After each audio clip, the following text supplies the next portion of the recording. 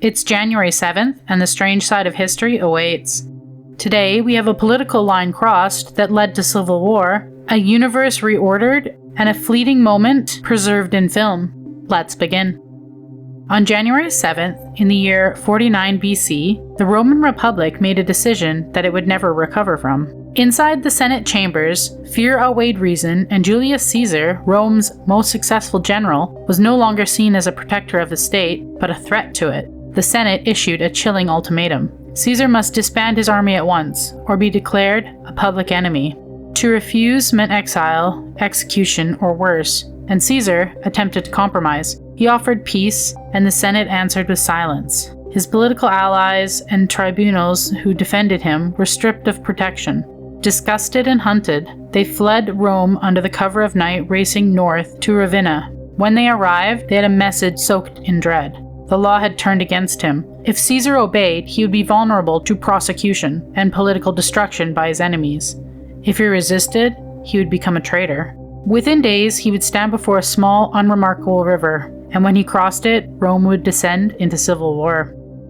By the time Caesar stepped into the war had already begun.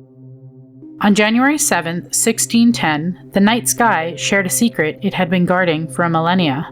In the cold darkness of northern Italy, Galileo Galilei raised his homemade telescope towards Jupiter. What he saw, many didn't believe should exist. Tiny points of light near the planet, too precise and too orderly to be stars. Night after night, Galileo watched them move. They were orbiting Jupiter. 4 bodies, Io, Europa, Ganymede, and Callisto, circling something other than Earth. The heavens were not centered around humanity. The ancient order was wrong. This discovery gave terrifying credibility to the idea proposed by Nicholas Copernicus that the Earth itself was in motion. Months later, Galileo published his findings in the Starry Messenger. Across Europe, scholars were stunned. Church authorities were alarmed, because if Jupiter had moons, what else could humanity be wrong about? The names of the 4 moons was based on Zeus's lovers, or Jupiter in Roman mythology, a fitting namesake.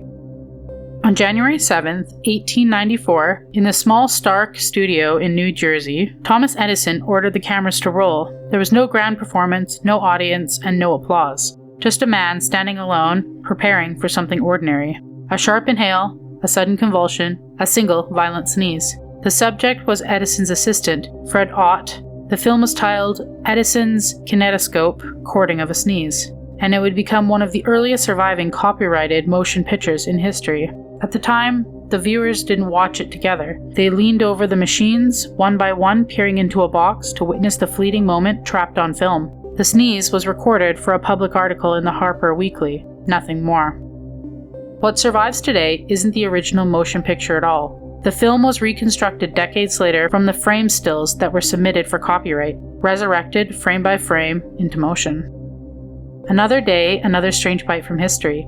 Like, comment, and subscribe. Your next eerie dose is just a day away.